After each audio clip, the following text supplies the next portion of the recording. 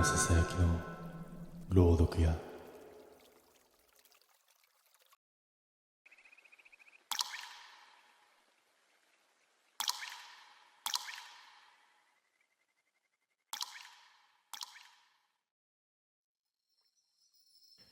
あれは俺が団地の7階に住んでいた頃のことだ。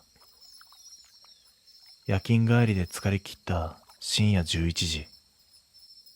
階段を上がる気力がなく、俺は久しぶりにエレベーターを使った。古い団地のエレベーターはどの塔でも評判が悪かった。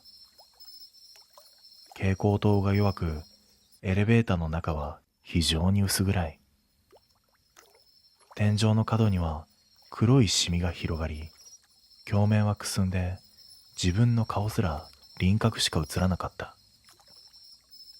7階のボタンを押して扉が開くと、エレベーターの中に人の気配が残っていた。人影はない。だが誰かが立っていた重さだけが床に残っている。電気がじわりと温まりきらない密室の空気がそこだけ深く沈んでいた。俺は嫌な感じだと思いながらも1階のボタンを押して扉を閉めた。エレベーターが動き出す。その瞬間、背後の鏡に黒い影が揺れた。映り込んだ影は俺のものではなかった。肩幅が広く、俺より一回り大きい体格。位置的に俺の真後ろに立っていなければ映らない高さに影があったんだ。振り向いたが、もちろん誰もいない。ただ湿った衣服の匂いだけがかすかに残っていたんだ。生乾きではない、もっと深い土に吸われたような重たい匂い。エレベーターは7階を離れ、6階、5階と降りていく。エレベーターの揺れがいつもより重く感じた。4階の手前でギーッとエレベーターの天井がわずかに沈んだ。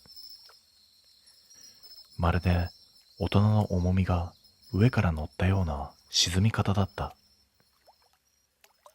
俺は固まったまま回数表示だけを見つめていた。冷たい汗が背中を伝い、呼吸の音すら邪魔に思えた。3階に近づくにつれて湿った匂いが強くなっていき、エレベーターの中にじわりと広がった。そして3階に着く瞬間、俺のすぐ左側で重たい息が落ちた。俺は反射的にそちらを見たが、もちろん誰もいない。ただ空間だけが不自然に沈んでいたんだ。扉が開いた。誰もいない3階の廊下。だが廊下の奥の角に水気のある足跡が一つだけ残っていた。それは大人の足跡だった。俺は慌てて閉めるボタンを押し、扉を閉じた。扉が閉まる瞬間、奥の角で大人の肩の高さの影がゆっくり揺れた気がした。3階で影を見たあの日からエレベーターを使うのが怖くなった。だが団地の7階は想像以上にしんどい。遅番の帰り、俺はまたエレベーターの前に立ってしまった。予備ボタンを押すと、ガクッとエレベーターが途中で揺れたような振動が足元から伝わった。まるで誰かが途中の階で揺さぶったみたいな不自然な重みだった。数字はゆっくりと上がり、7階に到着。扉が開く。誰もいない。だがエレベーターの中は妙に暖かかった。深夜の団地はいつも冷える。なのにこのエレベーターの中だけ湿った温度が残っていた。さっきまで誰かが立っていたような温度だった。俺は恐る恐る中へ入り、1階のボタンを押した。扉が閉まる。静かになるはずのエレベーターの中で、スッと背後の空気がわずかに動いた。呼吸の気配。重い人間の息がすぐ耳の横をかすめたような感覚。振り向いたが、そこには空間しかない。だが鏡の中には、俺の肩の真後ろに何かの胸のあたりが映っていたんだ。顔は映らない。ただ胸の位置だけが俺より高い。大人の男くらいの高さ。俺が一歩下がると影も一歩分だけついてきた。目をそらした途端、ギッと箱の天井がかすかに歪んだ。天井板が押されてたわんだような沈み方だった。上に人が乗った時と同じ強い負荷。4階を過ぎた頃だった。エレベーターの左上、天井と壁の隙間から水が一滴だけ落ちた。濡れた後は黒ずんだ円になって床に残った。水？雨なんて降っていない。天井裏にペットボトルでもあるのか？だがそんな理由で説明できるほどの量ではなかった。2滴目が落ちた時、俺は気づいた。天井の影が落ちてきているんだ。人の影、しかも大人の体格。肩幅の広い影が天井の裏から箱の中へにじみ出てくるように見えた。俺は扉が開くのを待ってはいられなかった。開くを連打した。3回、扉が開いた瞬間、背後でずっと重い何かが床へ降り立つ気配がした。俺は振り向けなかった。振り向いたらそこに立っている。そんな確信だけが喉の奥を締め付けた。廊下に飛び出し、扉が閉まる直前、鏡の端に映った。俺の背後に濡れたスーツの男が立っていた。うつむいたまま、肩だけが異常に揺れていた。扉が閉まり、箱は無人のまま下へ降りていった。ただ、誰も乗っていないのに、床に大きな足跡がべったり残っているのが見えた。それは濡れた革靴の跡だった。俺はエレベーターで濡れたスーツの男を見てしまった日から毎日階段を使うようにしていた。だが7階の上り下りは現実的ではない。どうしても避けきれない夜が来た。深夜、仕事帰りの重い足で俺はまたエレベーターの前へと立ってしまった。呼びボタンを押す。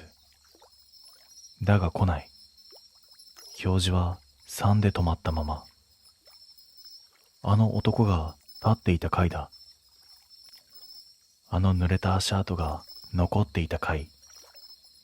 胸の奥がじわじわと締まっていく。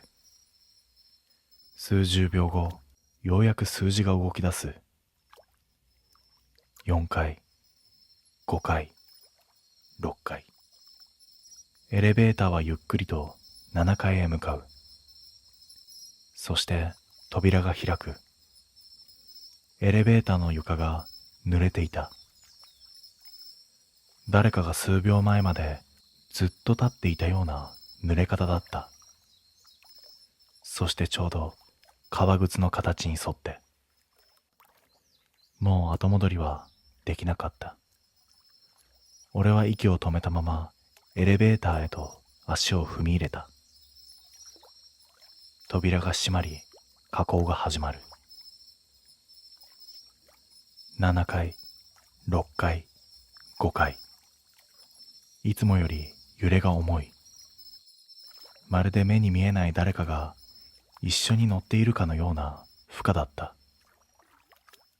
4階に差し掛かった時、背後でスッと布が擦れる音がした。振り向けない。鏡を見る勇気すら俺にはなかった。代わりに喉の奥で息の重さが分かった。近い。息を吸うたびに湿った空気が背中に当たる。3階に着く瞬間、照明がバチッと死んだ。真っ暗。そして息が止まる。心臓の音だけがエレベーターの壁に跳ね返る。暗闇の中、俺の左耳のすぐ横で大人の男の呼吸が落ちてきた。深く、乾いて、力のない息。返せ。低い声だった。直接聞こえたわけではない。エレベーターの空気が震えただけのような、そんな声だった。返せ。何を？だがその答えはすぐに分かった。俺の足元に濡れた名札が落ちていた。団地の管理員が胸につけるタイプの名札。写真は消えていたが、名前だけは読み取れた。それはこの団地で数年前にエレベーター内で亡くなった男性の名だった。顔を上げる。真っ暗なエレベーターの中、男は俺のすぐ後ろに立っていた。そして照明が一瞬だけついた。濡れたスーツ、首のあたりから土のような泥が垂れ、顔はうつむいたまま髪だけがゆっくり揺れている。男は腕を伸ばし、俺の肩に触れようとしていた。その手は白く、ふやけ、爪だけ黒く変色していた。返せ。返せ。声がエレベーター中に響いた。名札を拾った俺が、まるで持ち主と認識されたように。エレベーターが3階に到着し、扉が開いた瞬間、俺は名札を廊下へ投げ、転がるように外へ飛び出した。扉が閉まる刹那、男は名札を拾うように、ゆっくりと手を伸ばし、そのままエレベーターの奥へ沈むように消えていった。エレベーターは1階へ向かいながら照明を点滅させ続けた。そして翌日管理会社に聞いたところ、名札の人物はエレベーター内で倒れて帰らぬ人になった元管理員だったという。名札だけ見つからず、以来エレベーターが勝手に3階へ止まるようになったらしい。名札の持ち主はずっと自分の身元を探していた。そして今も遅い時間に乗る誰かの背後で静かに立っている。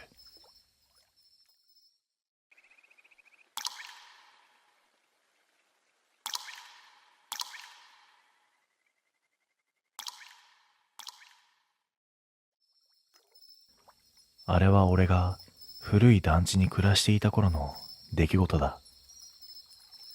今でも思い返すたびに、未だに胸の奥がざわつく。あの三輪車を初めて見た夜の光景が今でも頭から離れない。当時の俺は夜勤続きで、帰宅はいつも深夜2時を過ぎていた。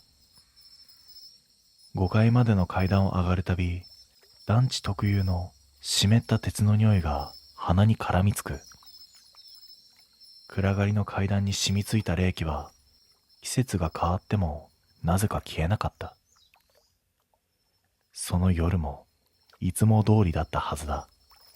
ただ家に帰るだけ。ただ眠るだけ。そう思って5階の踊り場に足を踏み入れた。その瞬間だ。外の廊下の端に赤い何かが浮かび上がるように見えた。街灯の白い光がそこだけ妙に滞り、影がぼやけて広がっていた。目をよーく凝らすと、それはゆっくり横切る三輪車だった。だが誰も乗っていないし、押している人影もない。車輪だけがゆっくりまっすぐこちらへ進んでくる。あの異様な静けさを俺は一生忘れない。団地の夜はいつも物音が多い。上の階の生活音、冷蔵庫のうなり、外の廊下の風音。なのにあの三輪車だけは重さを感じない滑り方をしていたんだ。最初は疲れてるんだろうと自分に言い聞かせた。深夜の廊下は光の反射もおかしくなる。影が歪むことだってある。そうやって無理に納得させた。でも部屋の鍵を閉めた後、どうしても気配が気になった。まるで俺の足跡を追ってきたような重さのない気配。ベランダの隙間から外の廊下が少し見える構造だったから、そっとカーテンを開けた。そこに三輪車があった。俺の部屋の前でまるで待つように止まっていたんだ。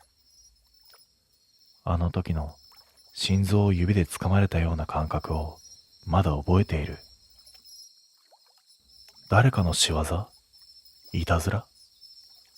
そんな考えを片っ端から浮かべたが、深夜2時にこんな場所へ三輪車を置く理由がない。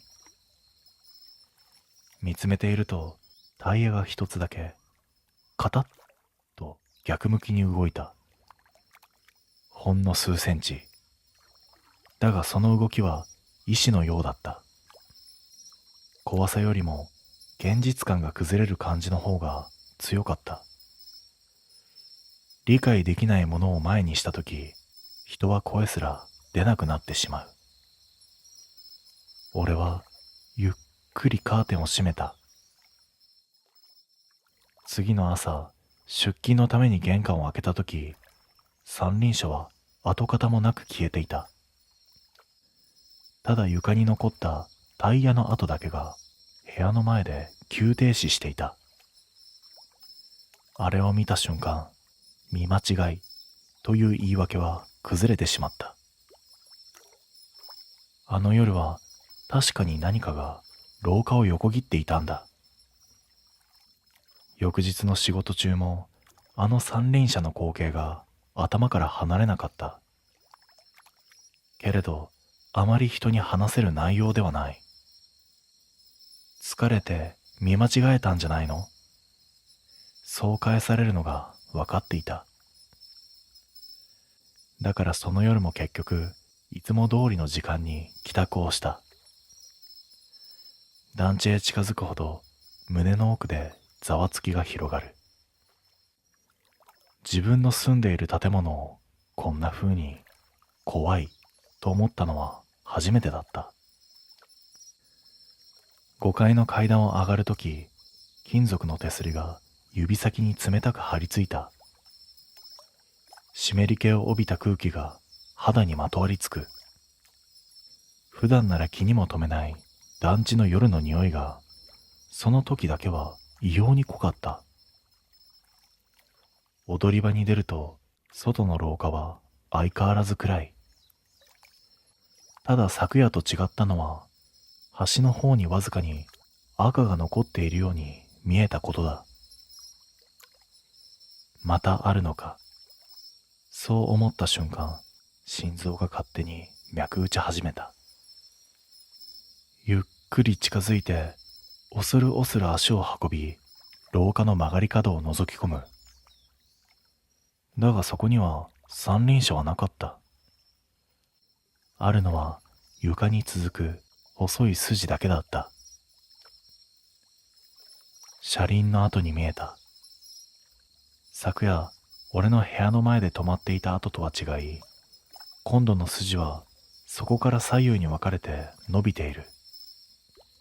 まるで廊下を行ったり来たりしたような奇跡だった。その瞬間、不意に上の階から重い足音が降りてきた。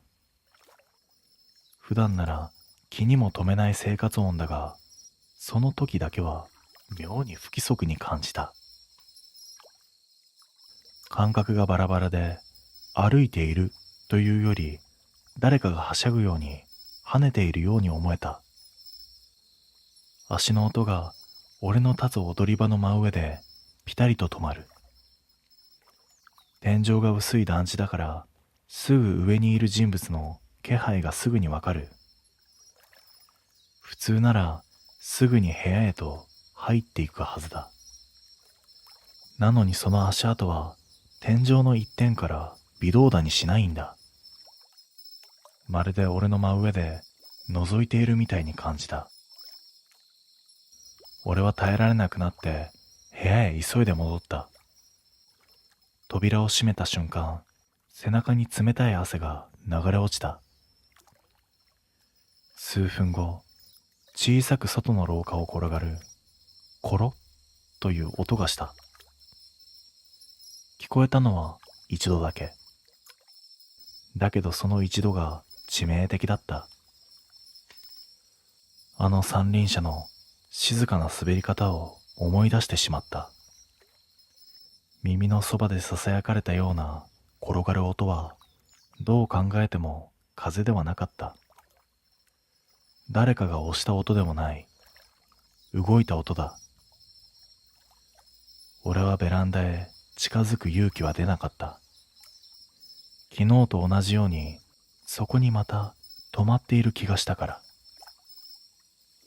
ただ静まり返った部屋の中で確かに感じた。あれは俺を探している。そんな気配だった。あの転がる音を聞いた翌日、俺は団地を出るか本気で迷っていた。けれど、引っ越すにも金がいる。そんなのは現実的ではなかった。だからその日の夜も結局同じ時間に帰ってきてしまったんだ。正直、帰り道からずっと気配を感じていた。団地の建物が視界に入るたび、胸がじわじわと締め付けられる。また来てるんじゃないか。そんな予感だけがやけに鮮明だった。5階の階段を上りきったとき、外の廊下の端が少しだけ明るかった。白い街灯に照らされているだけ。そう思いたかったが、そこには昨日と同じ赤い影があった。三輪車だ。ただし今度は誰かが乗っている形に見えた。影が一つ増えていたんだ。細い腕、乾いた髪の束。前のめりに座って体が揺れていた。息が止まるってこういうことなんだとその時初めて知った。乗っていた影はこちらに背を向けたままゆっくり揺れている。漕ぐ音はしない。車輪の摩擦音もない。ただ揺れている。だがその揺れがだんだん大きくなる。キーキーと存在しないはずのきしむ音が廊下全体に広がっていく。思わず一歩後ずさった瞬間、影がピタリと揺れを止めた。その刹那、三輪車がこちらへ向きを変えた。影ごと滑ってきたんだ。乗っているのは子供の形をしている。だが形だけだ。顔が闇に吸い込まれたみたいに黒く落ちていて、輪郭だけが浮いている。ゆっくりゆっくりと外の廊下の真ん中をまっすぐに。その速度が生きているものとは思えないほど均一だった。まるでレールの上でも走っているかのように。俺の足は動かなかった。逃げるという判断が頭から抜け落ちていたんだ。三輪車は俺のすぐ手前で止まった。ほんの一歩先、伸ばせば届く距離。影の頭がゆっくりこちらへ向く。暗闇に沈んだはずのその顔の奥で一つだけ光るものが揺れた。濡れたような黒い瞳。その目が俺を見た瞬間、耳の奥で小さく回転音がした。もっと近い、もっと低い。俺の背後だ。俺は振り向いた。自分の玄関の前にも同じ三輪車が置かれていたんだ。いつの間に、そんなはずはない。乗っている影だけが違った。こちらの影は完全に俺の方へと顔を向けていた。輪郭の奥で薄く開いた口が形を変えた。笑っていた。その瞬間、足が勝手に動いた。廊下を逆方向へ走り、階段を転げ落ちる勢いで下まで降りた。息が切れるほど遠くへ逃げても、背中にあの揺れの気配がまとわりついていた。後日部屋に戻った時、玄関の前にはもう何もなかった。ただ床にタイヤの跡だけが残っていた。2台分、向かい合わせで止まったままの形で。あの日以来、三輪車の音は聞いていない。でも団地の外の廊下を思い出すたび、背中がまだあの視線で凍ってしまう。あれはただの三輪車ではなかった。きっとあの団地に元からいる何かだった。逃げた俺を今でも探している気がする。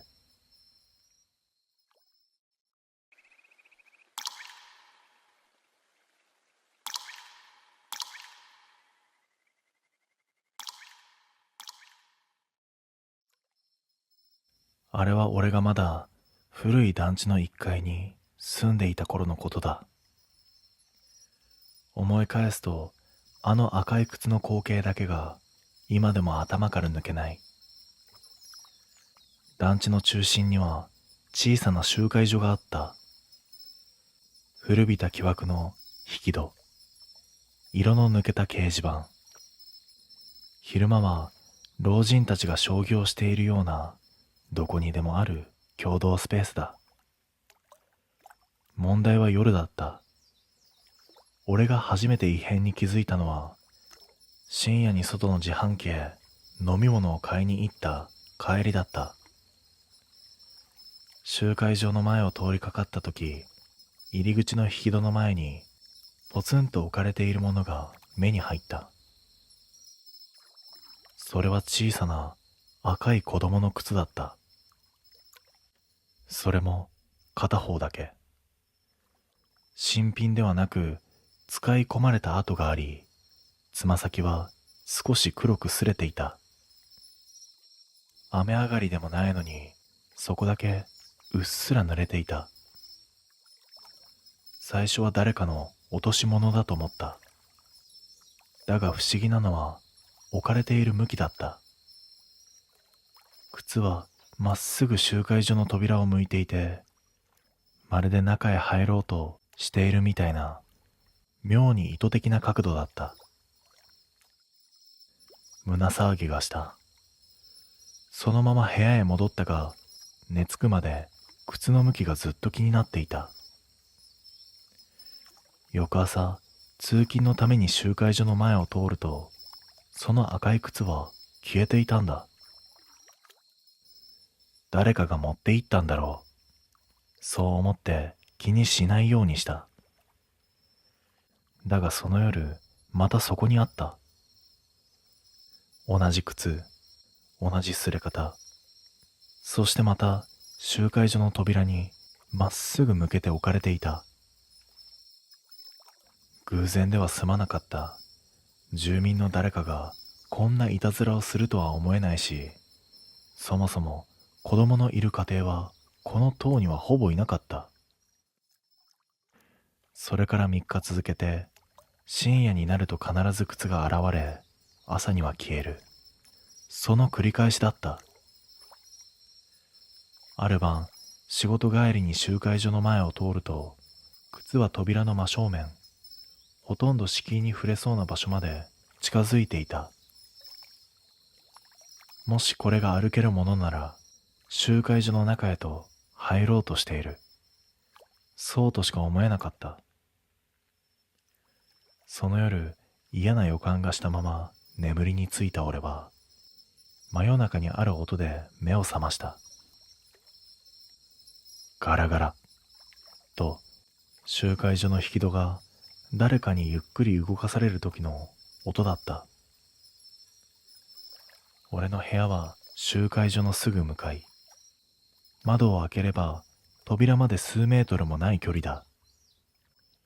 俺は息を潜めたままあの音が止まるのを待つしかなかった。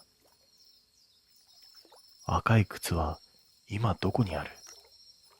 その疑問だけが頭の中で何度も反響していた。その引き戸の音が止んだのは数十秒後だった。だが体感ではもっと長く感じた。耳に残ったあのきしむ音がいつまでも離れなかった。翌朝集会所の前を恐る恐る覗くと、赤い靴は扉の真下にあった。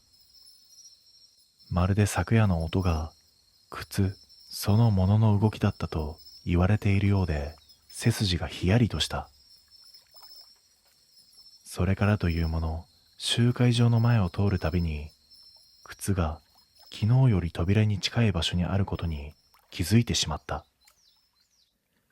まるで毎晩少しずつ中に入り込んでいるみたいに。集会所の扉は不透明なガラスで、中の様子はほとんど見えない。昼間は老人の話し声が聞こえてくるが、誰かが靴を移動させている様子を見た者はいなかった。不思議なのは靴が片方だけだということだった。もし落とし物だったら、翌朝には誰かが持ち主に届けるはずだ。だがそうはならない。朝になると必ず消え、夜になると必ず現れる。ある晩俺は意を決して深夜の集会場を窓越しに確認することにした。電気は消えており、薄い街灯の光だけがガラスを照らしている。中は真っ暗で何も見えない。だがそこに影が一つ多かった。窓のすぐ内側で落ちている影。形ははっきりしないが、小さな人影のように見えた。心臓が跳ねた。ガラス一枚向こうに誰かがいる。俺が背を向けようとしたとき、内側の影がゆっくり動いた。カタッと床を引っかくような音がした気がした。俺は恐怖からその場を離れ、部屋へ戻った。だが寝つけなかった。むしろ何度も集会場の方向に意識が引っ張られるようだった。深夜あの音がまた始まった。ガラ、ガラガラ。昨日より少しだけ力を込めているような音だった。誰かが扉を開けようとしている音。布団の中で息を殺していると、不意に音が止まった。静寂。だが逆にその無音が恐ろしかった。音が止まったということは、もう扉を動かさなくてよくなった。もしくは開いた。そのどちらかだった。外気が変わった気がした。まるで集会所の空気がこの廊下へ流れ出したような湿り気のある冷たさ。そして不意に耳の奥で軽いポトッという音がした。何かが落ちた音。翌朝玄関を開けた俺はその意味を理解することになる。集会所の前ではなく、俺の部屋の前にあの赤い靴が置いてあった。扉を向いてまっすぐに。玄関の前に赤い靴が置いてあったあの日から、胸の奥にずっと嫌な予感が残っていた。昨夜、扉を揺らした誰かがこの靴を運んできたのは間違いなかった。俺は眠れないまま朝を迎え、恐る恐る玄関を開けた。そこにはまた赤い靴があった。ただし今回は片方ではなく両方揃っていた。どちらも新品ではない、くたびれた子供の赤い靴。泥がついていて濡れた跡が廊下に薄く残っていた。子供？だがこの団地には子供のいる家庭はほとんどいない。夜中に歩き回る小さな子なんて見たこともなかった。靴を見つめていると、不意に視界の端で動く気配があった。集会所の窓がわずかに揺れたように見えた。俺は覗き込むように見ると、窓の内側に小さな人影が立っていた。肩くらいの高さ、髪が肩で揺れるくらいの少女の姿。だが顔は街灯の影で見えない。ただ輪郭だけがはっきりとしていた。その小さな影は集会所の中からこちらをまっすぐ見ていた。靴は少女のものなのか。そう考えた瞬間、背中が引きつるように冷えていった。視線を外そうとした時だ。少女の影がふっと消えた。まるでその場から離れたみたいに。次の瞬間、コツッと玄関のすぐ横で小さな足音がした。反射的にそちらを向くと、赤い靴を履いた少女が廊下の端に立っていた。髪は濡れたように肩に張り付き、服も黒ずんだワンピース。何より目が異様だった。真っ暗に沈んだ瞳孔だけが深夜よりも暗い色をしてこちらを見上げていたんだ。少女は小さく首をかしげた。そしてゆっくり一歩足を踏み出した。靴の底が廊下をこする音がした。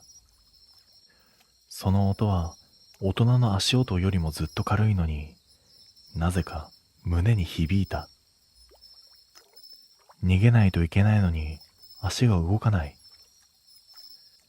少女はさらに一歩近づくと、扉の前に置いていた赤い靴を指先でそっと触れた。返して。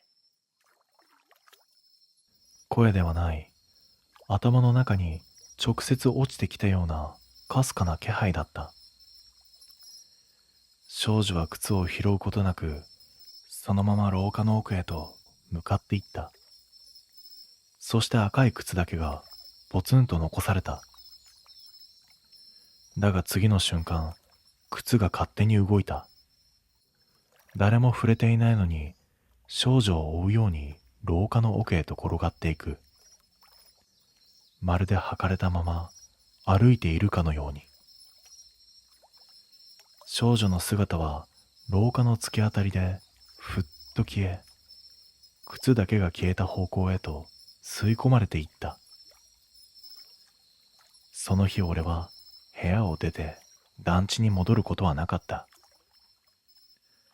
後で聞いた話では、昔この集会所の近くで事故に遭った少女がいたという。